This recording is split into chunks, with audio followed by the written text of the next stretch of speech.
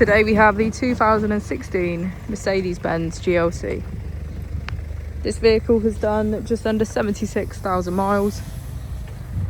It has an automatic transmission and a diesel fuel type. To the left of our steering wheel, we have cruise control as a feature, and on the right we have voice control, automatic headlights, and our keyless ignition.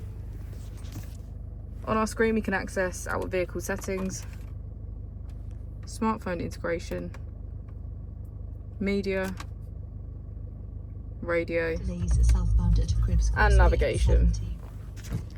If we put the vehicle into reverse, we can see that it comes with a rear parking camera with front and rear parking sensors. Just below we have our AC with heated seats on either side. As we go into the back of the vehicle, we can see that it has a full leather black interior and get a good view of our panoramic roof.